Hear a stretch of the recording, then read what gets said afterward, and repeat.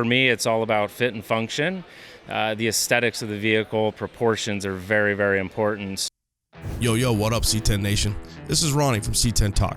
C10 Talk is one of those podcast things. We talk C10 trucks, tech, and people. That's right, people. Because it's the people that make the scene so rad-ass. The trucks are cool, but the people are cooler. You can check out the podcast on iTunes, Spotify, Pandora, iHeartRadio, C10Talk.com, and anywhere else you listen to your favorite podcasts. Thanks for checking out our latest video and being part of the C10 Nation.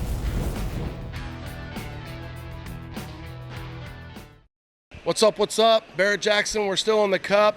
Love this burb. The first time I saw my buddy Chad post it, Struggle 55, what's up? I've got Michael, and make sure I say it right, Petramalo. He's out of Pacific Northwest. This was built by J-Rod up in the Seattle area, Black Diamond. You got it. Michael, why a Suburban? Thanks for taking time to be on C10 Talk. Absolutely. Just it's big and out of the box. You don't see too many of them, so that kind of set us off down the path of, going a little different. Well, you went different. It's big. And here's my thoughts on an extra cab, a Suburban. You got to go low and you got to go deep in the rear, and you did that. Absolutely. I mean, for this, we wanted to build something that we could drive.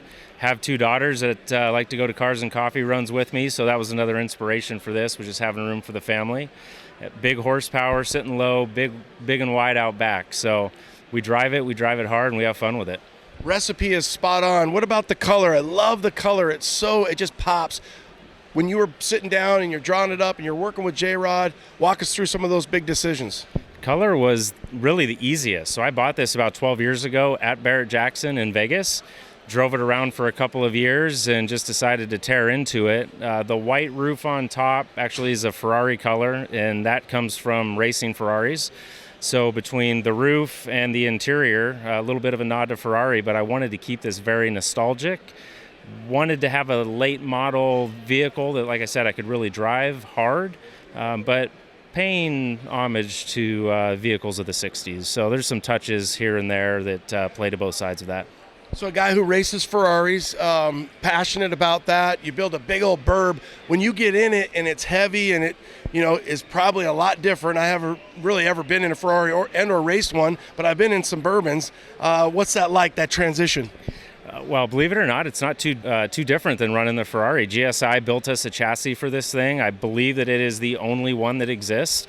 So J-Rod and the guys flipped it on its side, scanned it, sent them all the measurements, and they knocked it out for us pretty quickly. So all started with that platform, again, with the idea that we wanted to drive it. We wanted big horsepower. I can tell you when we ordered the wheels and tires for the back, we made sure and ordered an extra set. Yeah, and those wheels are stunning. Walk us through that. When you said, hey, color was kind of easy, we went with the GSI chassis, but we know we wanted to go big on the rear and then really make things kind of look appropriate with the wheel. It seems like guys can make or break it with the wheel, and you made the right decision. Absolutely. Yeah, I appreciate that. It, for me, it's all about fit and function. The aesthetics of the vehicle, proportions are very, very important. So I knew I wanted some satin and some gray in here, wanted some chrome, so we decided to throw that all together in that big wheel out back that Shot built for us.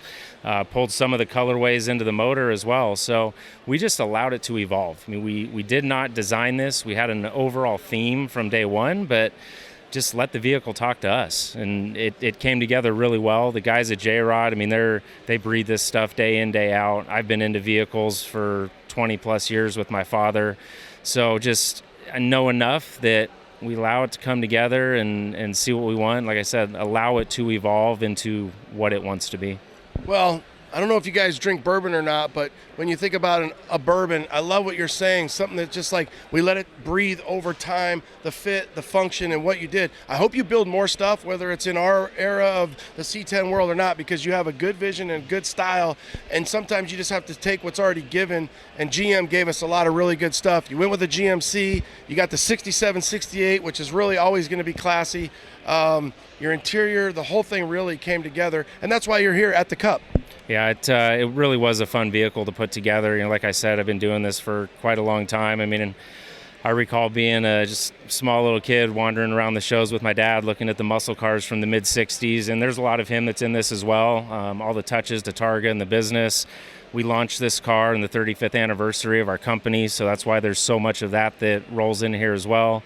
We're a Chevy family, so I wanted to make sure we had the orange on the block just to tie all of that together. But just a really fun vehicle, and there's absolutely a few more in the works, and we'll be putting that plan together here real soon. Well, we'll have to stay tuned. Michael, what would you build? Whether it be a Chevy, whether it be a C10, anything, what's some of the different things that you're real passionate about? On the car side of things, so I used to drag race way back when, and the first vehicle for me was a 65 Chevelle.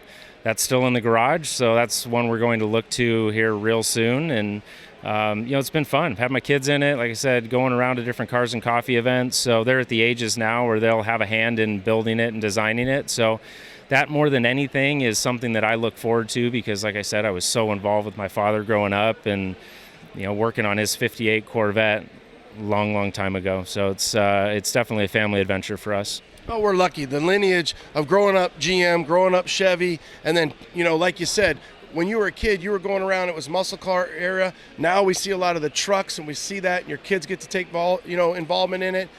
He's local here sometimes, so if he's not up in the Pacific Northwest, he's hanging out here in the Valley, Phoenix, Scottsdale area. We hope that we get to see you at the reunion. Is there anything left on this bourbon that you want to knock off? Boy, that's a long list. Huge thanks to the guys at J-Rod, my father obviously for getting me into this, and McFarland Upholstery just knocked it out on the interior. Super comfortable. This thing is an absolute joy to drive. Like I was telling you, I drove it 20 miles to get here. It is not a trailer queen whatsoever. It gets driven and driven hard. So looking forward to packing some more miles on it and having fun. So one of the last questions here, I'll take you out. Being part of the Cup, even though it's not in the auction, if you got somebody that walked up to you and had to have it, would you sell it? Well, I'd say absolutely anything's for sale. We always fund other projects, right? Yeah.